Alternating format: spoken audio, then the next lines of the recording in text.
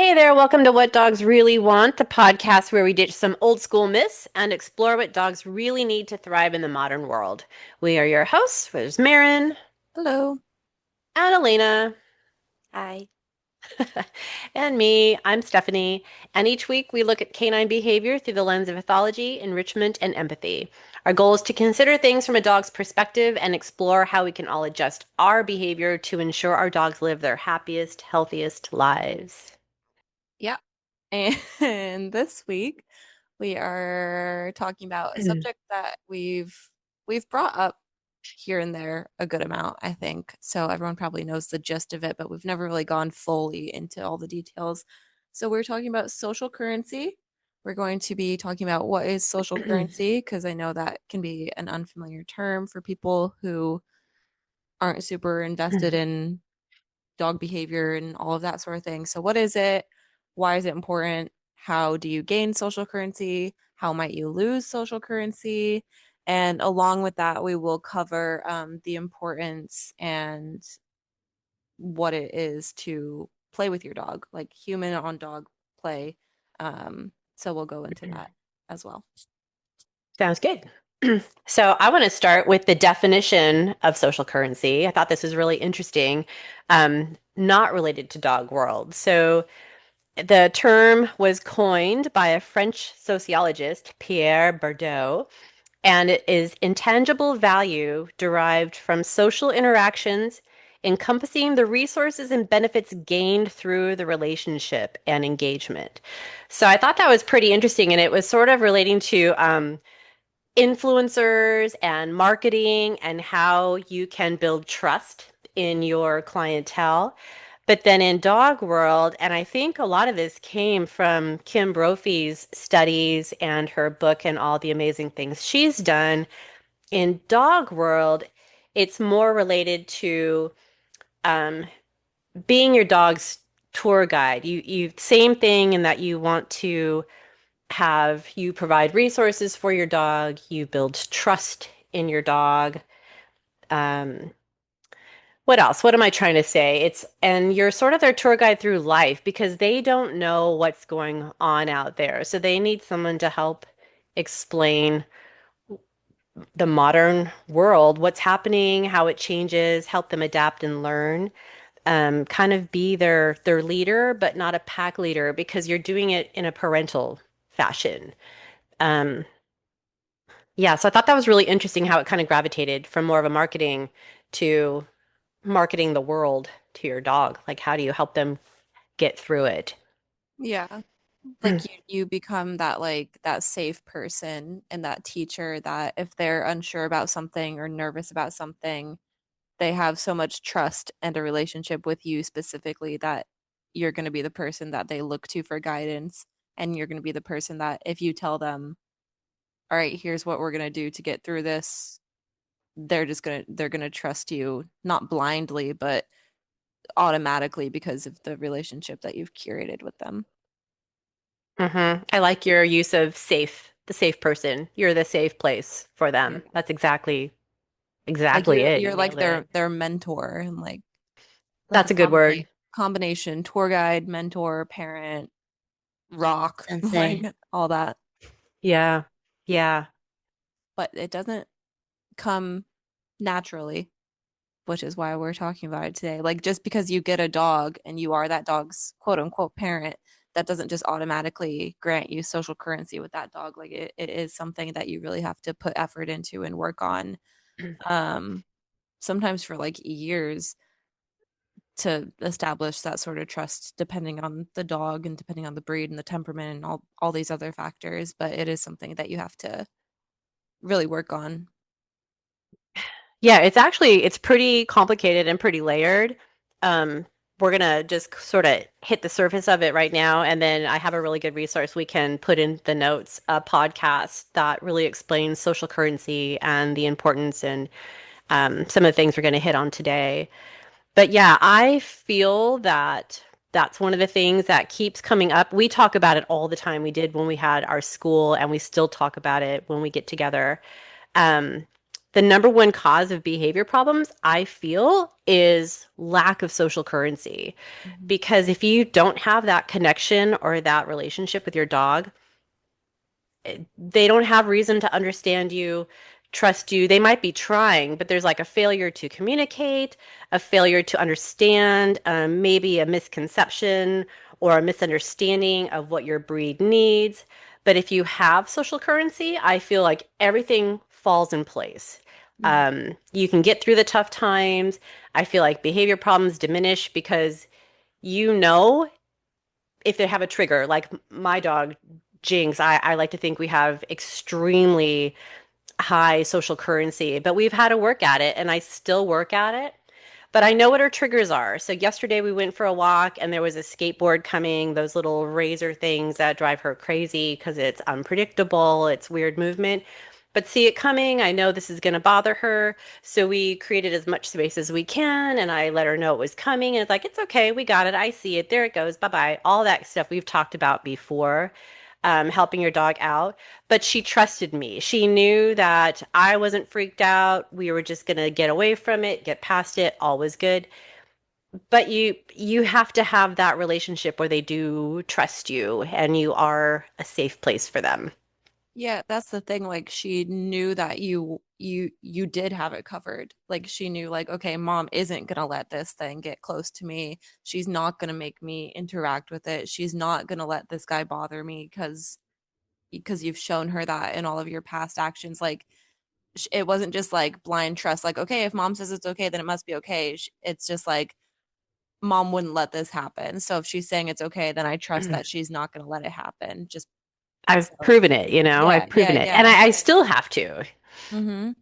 I think So, the repetition of like naming things to like that specific person that the dog trusts, giving names to things helps too. Like, Mm-hmm. oh, mom says it's just this, and she always says it's just this. So I feel like that helps to kind of yeah, Yeah, help that them understand. predictability, the expectations, and you provide those for them. If because they don't know what to predict and what to expect when they're out on walks, and that's how we learn and that's how we adapt.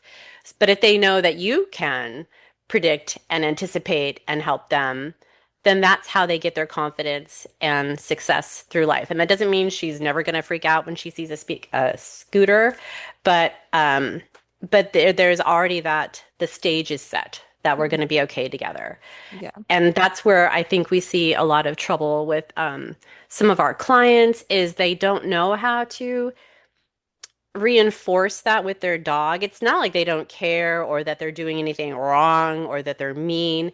It's just not understanding how that connection is so important. Like you have to be somebody worth listening to. And that's why I always tell people too, it's like it's so important to use way more yeses in your conversation than nos because it's true for people too. Like you don't want to always just be telling your kid like, no, no, don't do that. No, don't do that. Instead of saying, oh, I love how you color on the paper. I love how you shared with your friends or whatever it is. Not just no, no, no, no. But you hear that all the time with dogs too. We have a neighbor whose dog, I think, is left alone a lot outside. He's a hound, so we are always aware when he's outside. But he'll communicate with Jinx. I think we've even talked about him before because this is a daily thing. And the dad always runs out there and starts screaming no at him. And he's like, no, no, stop it. And you can hear like this altercation and the dog that we have named George, because we don't know what his real name is, you can hear George gets taken inside and George is upset and dad's freaking out. It's like, there's no social currency there. You know, that's just not cool. You're yelling at him. It doesn't make any sense. He's doing dog stuff. Um, there's just a breakdown in communication there. So I don't know. Well, That's that's where. that's the thing too. Like I feel like I kind of mentioned earlier, but I feel like a lot of people get dogs and then it's just that expectation like, okay, well, this is my dog now. And that means that that dog needs to listen to me. And that means that that dog should know that it needs to listen to me. I feel like a lot of people say, even when we kind of explain like, oh, you're having this behavior problem, here's why it might be happening, people just go, well, he can't. Well, they can't do that. Well, they need to stop doing that. Hmm. Like, why Hmm. do you have this expectation that this dog that you've taken into your home is just going to blindly accept the commands that you give it. Like it's a very strange thing when you really think about it, because yes, you're taking them in to be your pet, but that doesn't mean just something just clicks in that dog's brain like, this is my mother now, I must listen to what mother says. Like, and I feel like people just don't Yeah. think about that, and they're like, well, they have to listen to me. Why do they have to? Why would they? Unless you do the work to make you somebody worth listening to.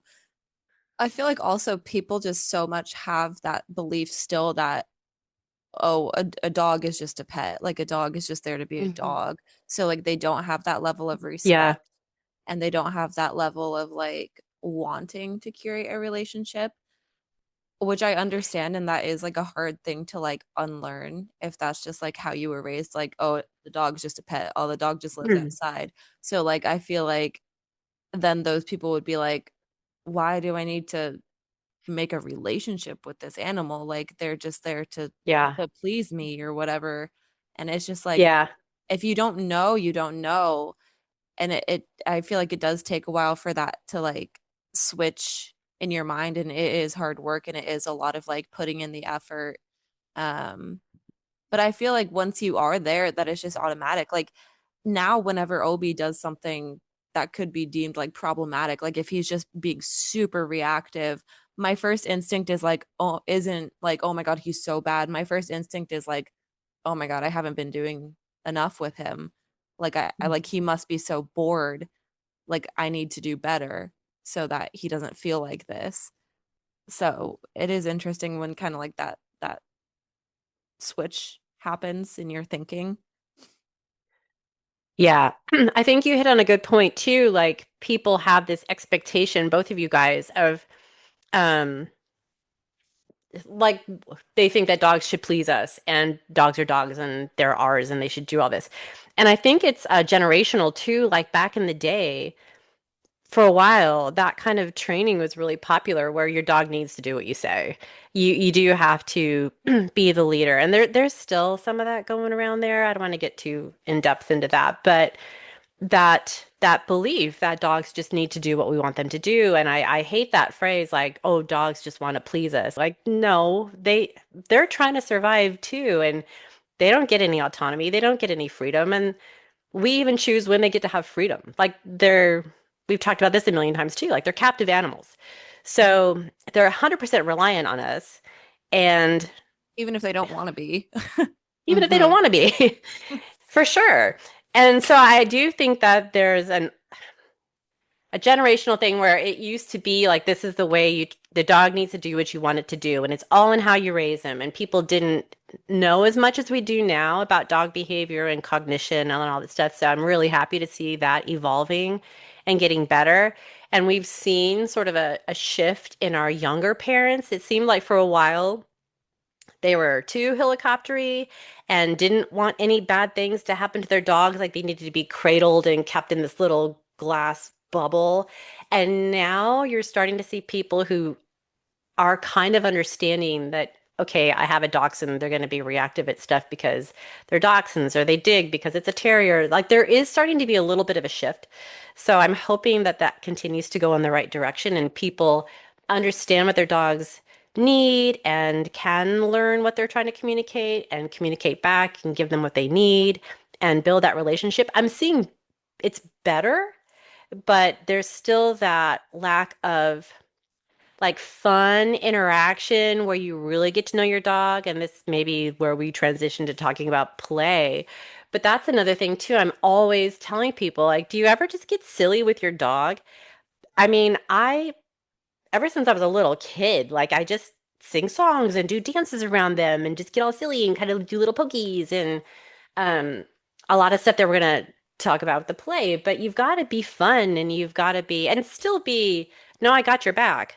But you're a fun person. Like you want to spend time with them, kind of like with your friends or your kids. It's very similar to a parent-kid relationship, I feel, without making it weird. They're not little humans, but it's that same thing. Like you got to Mhm. have that connection. And isn't that what's fun about having a dog? Like getting Yeah. silly and making up songs that have their name in them. And I don't know. I would like to see more of that from people. It's fun and it's good for people too. It's really good for us I to play know. hide and seek and run around and And be just have dorky with your dog. Yeah, and just have someone to interact with and talk to and stuff. Like I feel like we'll get into this more when we talk about ways to build social currency, but I feel like one of the biggest ways that we've all built social currency with like the dogs that we have and the dogs that are in our care is just by like talking to them all the time. Like Yeah. it's like not even a second thought. Like it's just automatically being like, what are you doing? Do you want to come take the trash out with me? Oh, you want to go outside? Oh, you're such a good girl. You're being so silly. What do you want to do later today? Just like fully just involving them in everything. And I feel like a For lot of real. people don't do that. And I don't, it's not even something that I think about doing. Like, it's not something like, oh, I need to talk to this dog to build my social currency. It's just like, I just like talking to them. Like, I don't know. Like, it's I just know. I fun. know that Like, you're friend. because they're a You're a little good creature listener. that there's a little creature that lives in my house. Why would I go about my day just ignoring each other? Like that'd be as if I had a roommate who like every time they came in the kitchen I just like it's I know. At weird. most, you get like a hey. Hey. Enough. Are you being good over there? I know. It I is love it when our weird. clients, like, it's usually like at the first appointment, they're like, I know this is really weird, but I talk to my dog all the time. Like, are you kidding? I love that. And keep talking to them. Like, it's so Yeah. important. It's so important. Like, I had Molly like all through my 20s, so she's heard everything, every Molly's that been I've through had. it. Yeah, she has. And it's helped me for sure. And now we're Yeah. super close 10 years No, that's the later. same with Obi. I'm like, he's been with me through like every big thing that's happened, and I've just been talking to him through it all. And just like Hmm. Obi's been there. Whether he likes it or not. I know he's gonna be I there. know. I I have no autonomy. don't want to hear about your problems again tonight. It's like la la la la la. I I know. feel like this might be a bit off topic as well, but I feel like talking to your dog so much and just like, I mean, just communicating with them and like labeling things and just chatting. I feel like it has so many benefits that you don't even realize until later on. Like I feel like I've unconsciously trained Obi to react to certain words just because of the consistency of, oh, when she says that, that means this is going to happen. And it wasn't something that I was trying to do, but it's something that Mm-hmm. just over time happened. And then one day I Mm-hmm. just noticed like, oh, he really just responds to this word because I just say it all the time to him. And it makes things so much easier. Like, for example, we have a lot of outdoor cats in our neighborhood, and Obi loves a cat. He always wants to see a cat when we're on a walk. If he sees it, he wants to run over, say hi. And obviously a lot of times the cats don't really want to say hi to him, but he will get a little bit obsessed and he won't want to leave it. But just through not trying to train him or anything, he knows that now when I say, okay, Obi, bye bye. Bye bye, kitty. That means it's time to leave the cat alone. Even if you don't want to, we got to keep walking. And I'm like, that is so cool that just through Mm-hmm. talking to him like a person, he's picked up on these things and he Mm-hmm. acknowledges it to the point like, oh, I really want to see this kitty, but mom said bye bye.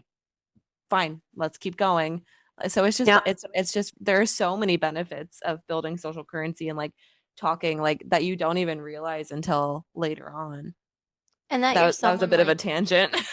no, no, but it makes sense. And that you're even someone like worth listening to, or not worth listening to, but like that you talk to them so much that they know like, oh, they might be talking to me rather than like, oh, when mom talks, she's just talking to fucking whoever. I Joe shouldn't have said Schmo, the yeah. F word, but yeah, Yeah.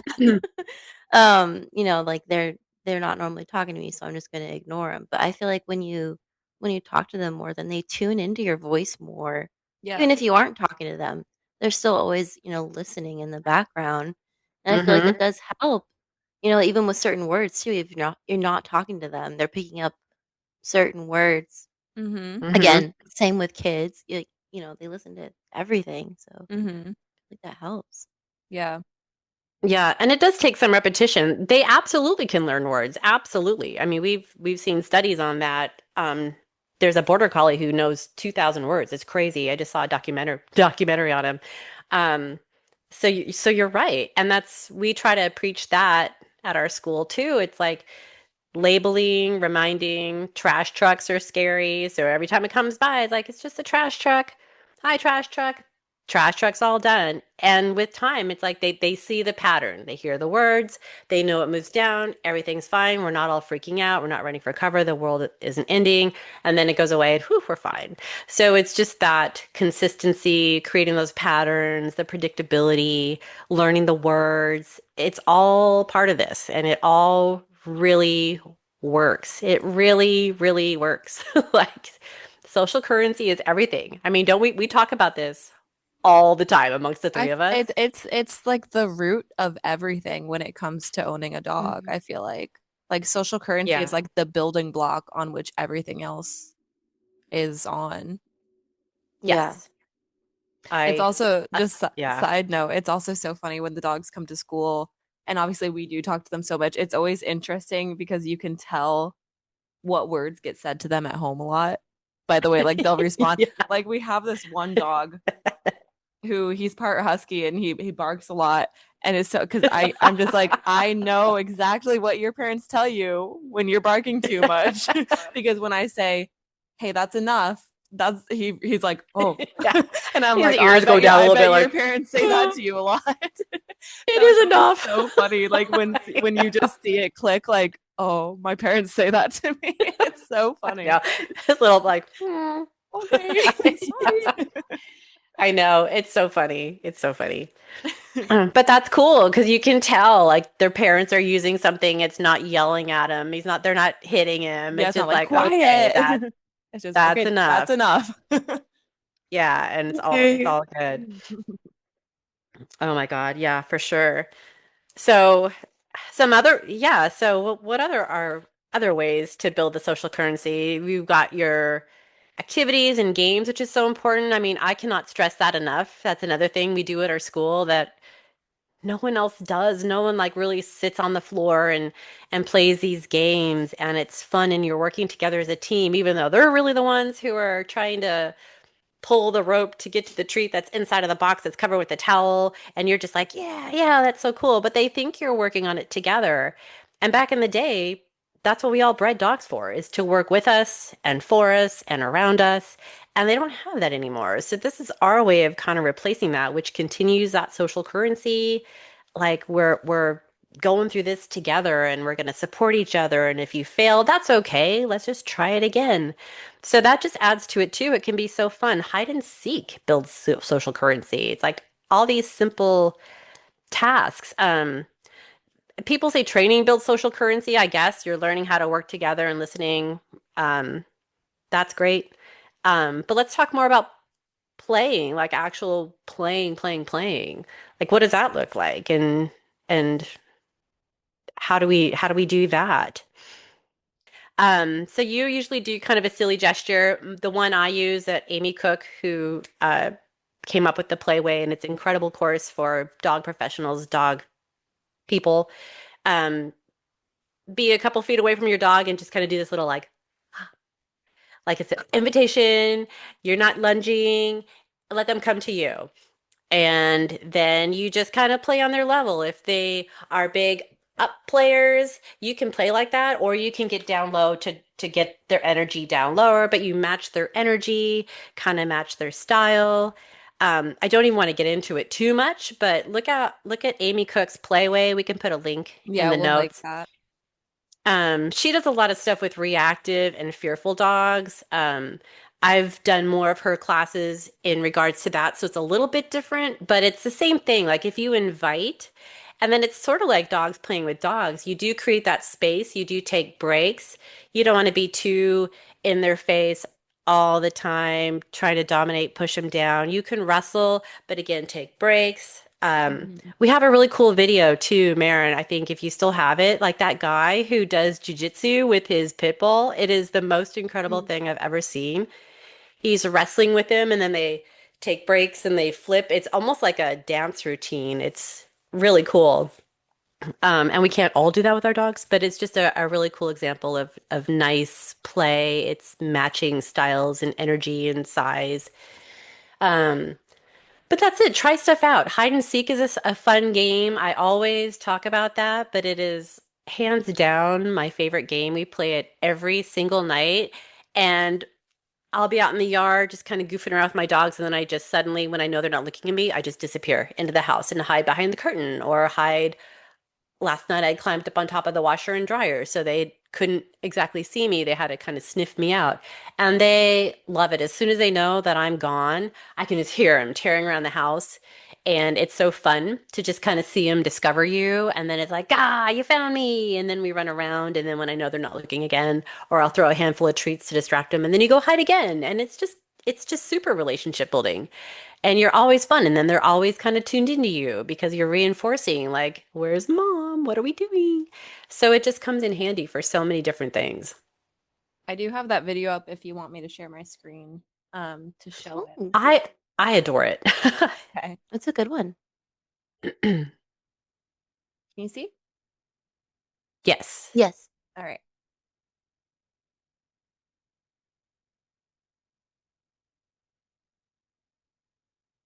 But see how they're like, they stay on the same plane. Yeah, he's doing everything his dog does. Like he's just matching his Yeah. play style so well. And that's a good start. Like mimic what your dog is doing because they're going to understand what you're trying to say. If you come on really strong, you might intimidate, scare, traumatize a dog. And he keeps taking breaks, like he keeps removing himself from the dog, and then the dog comes back for more, and so he keeps going. Yeah, the dog has so much choice and freedom in it. I could watch this video 100 times. It's so precious. Yeah. And it's great because of the type of dog it is. People always think these guys are so rough and tough and cannonballs, but it's just it's really beautiful. Like Yeah. I cried the first time I saw that. I'm like, that's such a nice interaction. Yeah. So know your dog and mimic them and match them. Mm-hmm. Yeah. And I feel like Amy Cook has said too, like with the whole giving space, it's like, yeah, play and match their style, but also give them lots of opportunities to stop because they might be having a lot of fun, but then Yeah. they might decide it's not fun anymore, or they might decide it's a bit overwhelming. Or also the first few times you try to play with your dog, they might be like, this is really weird. What are we doing? Like, so like don't push it, don't force it. Like if your dog doesn't want to keep wrestling and they seem uncomfortable, don't keep wrestling just because you think that you should be playing with your dog. Yeah, like the rules of Overstimulating. engagement, it's on them. If you take Mhm. a break, you wait for them to come back and ask for more. Yeah. And if they don't, then you're done. And they might come back Yeah. later and want to keep playing, but yeah, just listen to them, let them call the shots. We did want to touch on another aspect of social currency and why it's important. Um, oftentimes it's described as like you're putting money into a bank, and all of those things that you're doing to improve that relationship with your dog is the money that you're putting into their bank.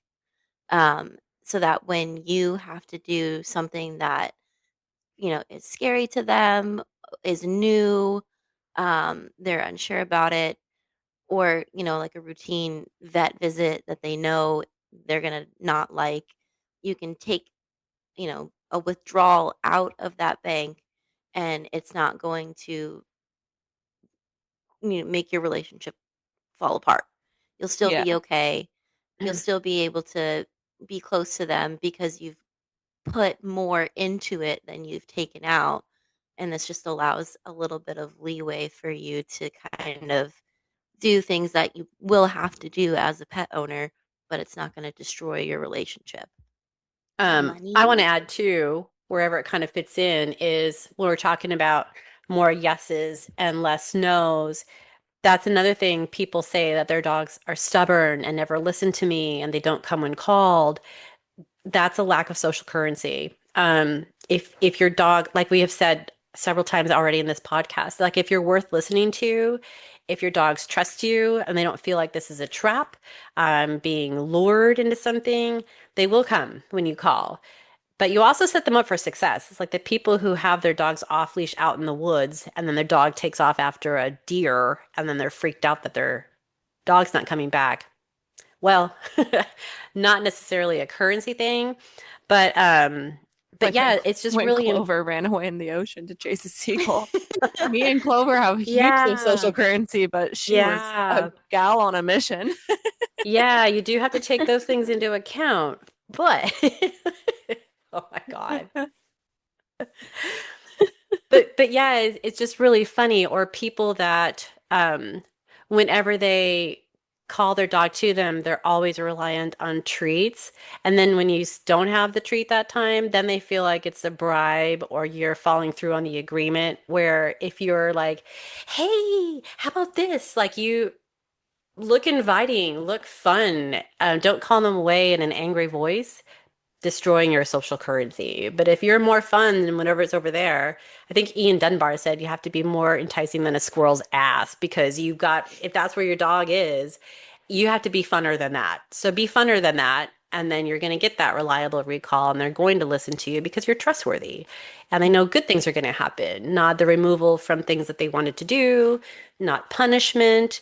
That's where aversive training destroys social currency all the time. And they might be compliant because fear can make someone or something very compliant because you don't want to be punished or be hurt. But aversives break social currency, that it's inflicting pain, it's not building trust. And they're not predictable. You can't make them exactly predictable. Like all of the social currency stuff we've been talking about builds a routine, builds predictability for your dog. Adversives don't do that. They can't predict anytime something happens that you don't like, that that's going to happen because they don't know what you like. They can't read your mind. Yeah. Yeah. Yeah. I think also a good point is how you were saying, like, if people use treats all the time to call their dog back or get them to do stuff, then when the treats are gone, like, that's a good point. Like, if you're constantly treating, over treating your dog, that's not building social currency. The treats are the currency, but that's not Hmm. making your dog give a crap about you. It's just they know that you're going to give them a treat. But then I feel like we've seen it so many times at school, dogs who just get treated for everything. Yeah. Hmm. You can't get them to do anything without a treat. Like even if you have this great relationship with them, they just expect the treat, and when the treat isn't there, they're like, what's the point? I don't want to listen to you. What do I get out of it? Rather than Yeah. the social currency is you get out of it enjoying a great relationship with this person, and you get out of it the fun of going back to mom and getting silly and getting pet and getting a little like wrestling or whatever. Like over treating, I would say, destroys social currency as well in a completely Oh, different way than yeah. adversives. And I'm not comparing over treating to adversives, like they're on the same level, but it's just on opposite ends of the spectrum. You have to be Yeah, really I think careful about they. that too. I'm Yep. sorry. I agree. Yeah, I feel like over treating kind of. Sorry, she's in the hall. I feel like over treating blocks your way of creating social currency. Like this is Hmm. not, it's not even opening the door to having a relationship. It's Because yeah, like the a treats are parent. the currency. Yeah, yeah, like how you were saying, yeah, the treats of the currency, like a parent just handing their kids money or Mhm. bribing them with candy. Hmm. Like you're not building a relationship. You're just giving them things that don't really match up to what you guys are doing. And I feel Yeah, like well, that was like a big thing for a while, like the training. And again, not dissing on trainers because I think everybody does the best they can with the information that they have. But as we learn more about the way dogs learn, um, it's the treating is so crazy. And remember that big thing, like people were saying, well, you wouldn't do a job if you weren't getting paid. So if you're going to ask your dog to do something, you've got to pay them. But you can pay them with with having fun. Like it's it's not like like, oh, I'm when only going to love you if you jump through the hoop, but it's like we're having fun jumping through the hoop together it's like when and your being friend silly. it's like when your friend asks you to give them a ride to the airport or help them move. You're not going to be like, "Are you going to give me 50 Mhm. bucks?" You're going to do it Yeah, what's in it because for me? you love your friend and you want to help Right. them and spend time with them and because you want to. Right. Right. I think that's why some trainers that I really, really follow and enjoy are trying to get away from that word training because there's such a feeling that there's like a focused result. Yeah. And we have to get to this focused result where we are the opposite. We are creative. Let's see what you do. And sure, we have thoughts in our head like, hey, we're going to see if we can get dogs to go orbiting around cones or do weave pulls or stuff like that. But it's fun to see what they come up with. And it's all good because it's just the opportunity to explore and be silly and learn from each other. And yeah, we've talked, the three of us, a lot. Like, how often do we give our dogs treats? Rarely. I have never carried a treat pouch on my walks. We have Mm. fantastic walks. If they react or see something they don't like, it's like, that's okay. That's a cat. Let's just go. And it's like, one, two, three. And it's just more fun to go along with us and continue the walk than getting all hung up and then making them sit and stay and watch this thing that's a trigger. It just gets so weird, but you can get quick results because the dog's going to focus on the food. But like you said, it's ruining the currency because they're not listening to you anymore. It's the focus on the food. So be careful of that trap and Treats are a trap. treats are a trap.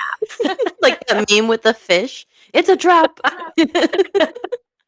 Well, it was interesting. Love I it. have to say, the other day, Callum and I took Obi out to this like nature preserve and we were taking him on a walk. And there were all these like trees and like logs and stuff. And so every tree we went up to, or like stump or log, we were like, oh, up, like put your feet up on this. And we were having him put his little feet up on the tree and then get down. We were like, that's so fun. Good job. Good job. And at one point, Callum was like, oh man, we should have brought his treats. Like, I feel really bad that I don't have anything to reward him with. And I was like, I was like, he's being rewarded because it's so fun when he goes on the tree and oh my God, that was so cool. You did such a good job. I'm like, we don't want him to just do stuff because he knows he's going to get a treat out of it. We want him to do it because it's fun and it's silly and it's cool, which he is and he was. I'm like, he doesn't need to be rewarded by a treat because he's doing it just for fun. Yeah. Yeah. Like those people you see who walk and they talk about having all these great walks because they're constantly feeding their dog treats. But then you see the dogs are just like staring at their treat pouches or walking down the street. Like, is the dog really enjoying that walk? Are they really enjoying Yes, that time but with not in you? the way that they should be. Yeah. Yeah, I feel, and maybe you can't walk your dog down a city street if they're super reactive, and that's okay. Then go to a sniff spot or go out in the woods and take the extra effort to find a place that can be enjoyable. But that's so weird to me too when you see these dogs that are just glued to the person's pouch or when they're walking, they're just staring up at the person. Like to me, that's not focus. That's almost like obsession. Yeah, Like and food, food, food, food, food. what are they getting out of the walk other than getting their steps in? What are they really gaining from that? Like they're not sniffing, they're not exploring, they're not gathering information. They're Yeah, it's really interesting. exercising, but And it's Yeah. okay. Also, the social currency comes in handy because if you're walking and you see something distressing, that's okay. We all see things that are distressing, especially now. And you have to just get through it and you can help them get through it. And then yeah. again, that strengthens your social currency because it's like, crap, there's that cat, there's that scooter, there's that other dog that's scary looking, whatever it is that your dog doesn't like. Let's just get past it. Hey, guess Yeah, what? We it's survived. okay. Yay, yes, we're so cool. Yeah. And we're fine. And then you go on and you enjoy your time. But to like always distract and not let them deal with that or work through it and learn how to self-regulate or have that trust in you, I don't think that's helping your social currency. You know, like Yeah. it's just, Mhm. I will It's provide you co food. Yeah, it's co-regulation. They talk about this a lot with like raising toddlers. Like you co-regulate with them. Like when they're upset or when they're crying, you hold them and you like breathe with them and show and you regulate yourself and show them how to regulate themselves. It's the same with dogs. I mean, you're not gonna like hold your dog and I mean, depending on how small your dog is, maybe. But Jinx. you know, It's okay. But you breathe, can do breathe. that. You can do You breathing can. exercises with dogs. Yeah. Yeah, yeah, but like in the same sense, if something alarming comes by, you want to help them regulate instead of just distracting, like you said. Otherwise, they're not building any skills. They're never gonna learn. They're just gonna be, distracted. And I don't know where I was going with that, but Well, I feel this like goes all the way back to what we were talking about in the beginning. Like you want to be that safe space, that person that they trust, that thing who can get them through anything. So if you see a dog coming up on a walk and you know that your dog is dog aggressive, you know, you have the option of either being like, oh, fuck, there's a dog. Like, oh, what am I going to do? Oh, what do I do? What do I do? And like, getting yourself all worked up, even if you're not outwardly showing it, your dog picks up on that. Mm-hmm. Or you can just be like, oh, all right, let's go this way. It's all right. Come on. I got it. Like, Yeah. confident, handle it, take care of the situation, not in like a, oh, fuck, oh, fuck.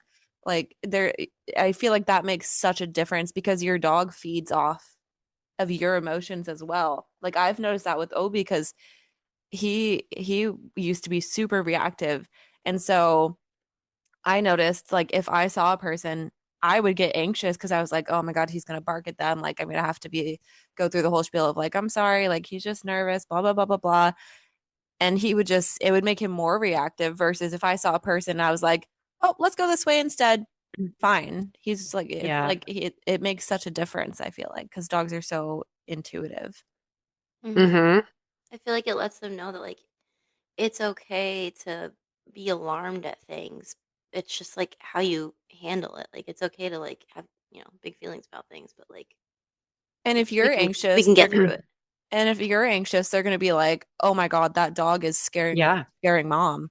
That dog's Yeah. trouble. Like Yeah. he's making mom scared." Versus, "Okay, I'm scared of that dog. Look at mom. Oh, she seems okay, and she's telling Yeah. me it's okay, so it must be okay." Yeah. Yeah. I totally agree. So another thing that's really important with the walks, it's people tend sort of like the more yes and less no. When you're walking and your dog's walking great, let them know. Like, oh, Hmm. good walk. Good job. Good girl. That's so important too, because that's important to them to get that feedback. Oh, mom likes it when we're just marching along and I get to sniff and reward sniffs, reward exploration, reward looking at a dog and not reacting. That's all depositing stuff in that bank. Like, okay, mom's giving me really valuable information. This is cool. I know what to do in these situations. Instead of freaking out or again getting that focus back on food, that's not teaching them what you think it might be teaching them. Hmm. Well, thanks for listening. We hope you guys all learned a lot about social currency, the ways that you can build it, the ways that you can, you know, destroy it. Um, and Unintentionally. intentionally, sometimes it happens. Um, we can be found on Instagram at What Dogs Want. We can also be found at WDW Academy dog. We are always open to receiving requests on things that you guys want to learn in future episodes. I think that's it. That was it, right? I think so. Okay. We're out of practice. Well, And Oh my then, God. so sorry. And on that note, See ya. Well, we want to give a huge shout out to our number one fan. Thank you, Kyle, for supporting us. Kyle from Glasgow. Kyle from Glasgow. See if he actually listens if he mentions the shout out. That's probably the one episode he's not going to listen to. He's like, oh, sounds boring. All right. We'll see you next time. Yeah. Thanks, everyone. Thanks.